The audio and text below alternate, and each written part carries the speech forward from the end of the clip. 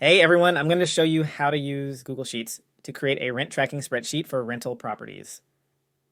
I've built in some useful features like an automated rent receipt generator and annual report that will make your life easier as a landlord. Being a landlord myself, I created this spreadsheet out of necessity. Hopefully you can use this video to make your own, but if you're not familiar with Google Sheets or spreadsheets in general, you can also buy it from my Etsy store. The link will be down in the description. As you can see, there are multiple sheets at the bottom. The main sheets that provide all the core functionality are rent collection tracker, annual rent report, and receipt generators. Let's start with the rent collection tracker. This is where you would input the rent you've collected from all your different tenants. There are 4 fields you can input here: the date, property unit tenant, rent paid, and notes. Let's input an entry. Starting with the date, if you double-click the field, it will open a calendar. Then you can select a date. The property unit tenant is a drop-down list, so I'll just pick one. Then input a rent amount and any note that you want to record. I'll show you how I created these drop-downs later in the video. A couple more things. I created 2 filtered views, which help me quickly sort the data. If I select Data, Change View, I can select either of these options and it will sort the data accordingly. So let's select property unit. As you can see, all the data is sorted by property, then by unit in ascending order.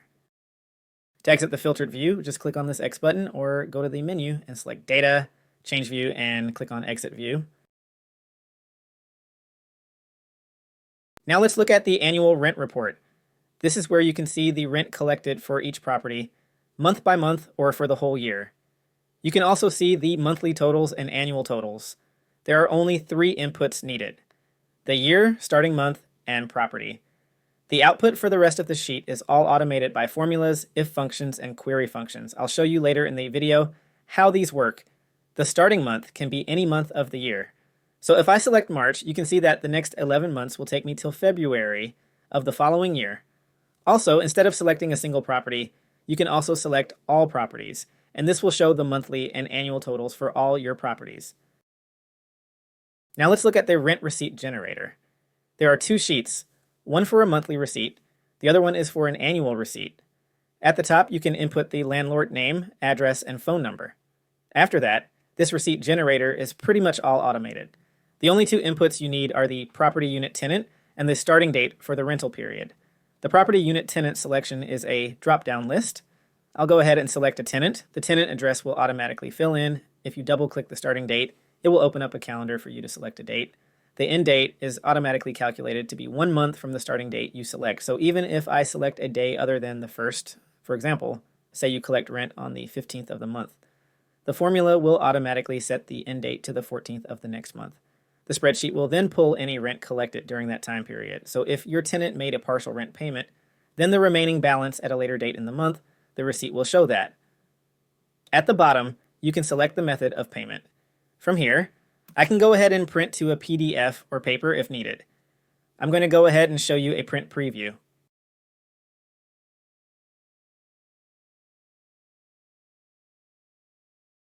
The annual receipt generator is essentially the same thing, except the rental period covers a full year. Just like the monthly receipt generator, you can select any date, so you're not limited to the first day of the year. It will give you all the rent paid over the 1-year period you specify in the annual total. There is one more sheet I will go over, and that's the basic rent collection template. This is a manual entry alternative to the automated sheets. It's really simple. You just input the rental property address at the top, tenant name, and rent collected for each month. The sheet will then calculate the monthly total and annual total. Simple as that. All you need to do is duplicate this sheet for each rental property you are managing. So if you do plan on buying this spreadsheet from my Etsy store, you have 2 different ways to track your rental income. As you noticed, I used a lot of drop-down lists. This does 2 things. It makes it easy for inputting and keeps data consistent for search functions.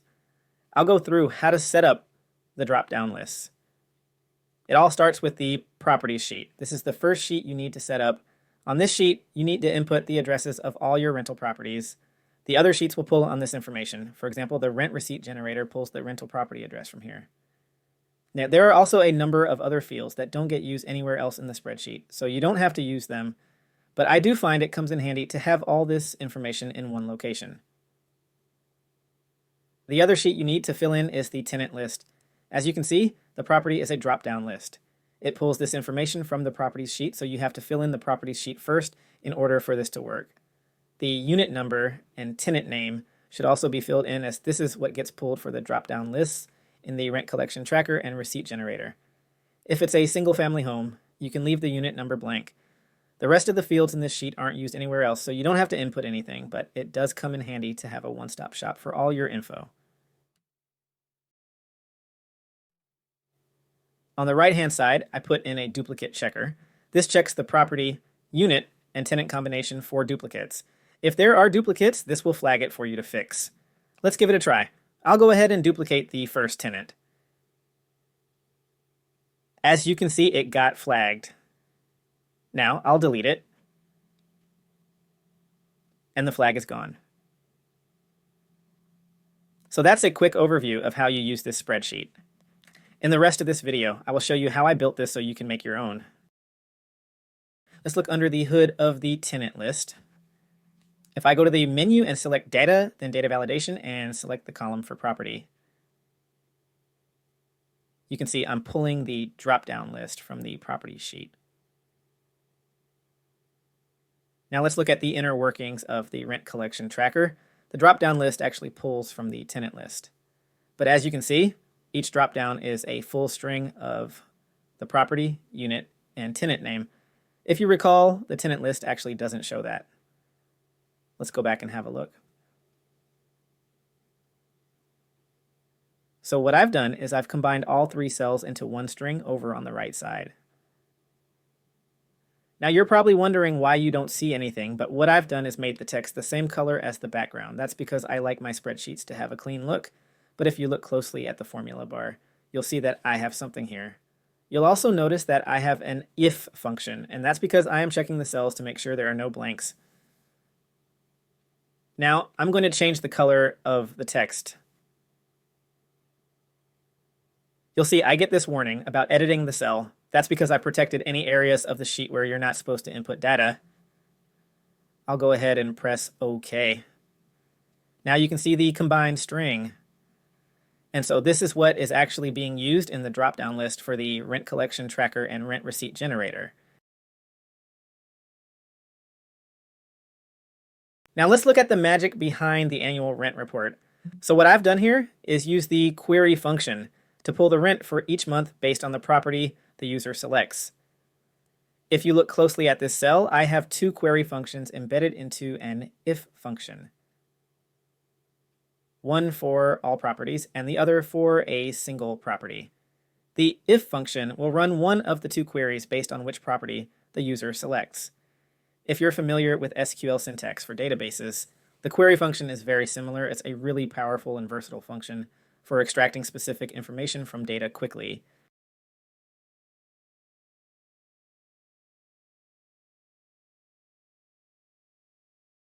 In the rent receipt generator, there are two functions I want to go over: the tenant address and the payment details. The tenant address uses a combination of the index and match functions to retrieve the city, state, and postal code. I then use the text join function to combine all three strings into one string. This one is a hard one to digest quickly, so you may want to pause the video if you're interested in making your own. The next function I want to go over is down in the payment details section. Here I use the filter function to retrieve the rent collection info based on the tenant selected and rental period. And that's it. If you found this video useful, please like and subscribe to my channel. It will help me post more content on how to use Google Sheets to boost your productivity. Let me know in the comments about other topics you would like me to cover. Also, if you don't want to spend the time making your own, please visit my Etsy shop and you can purchase it for a very reasonable price. Till next time.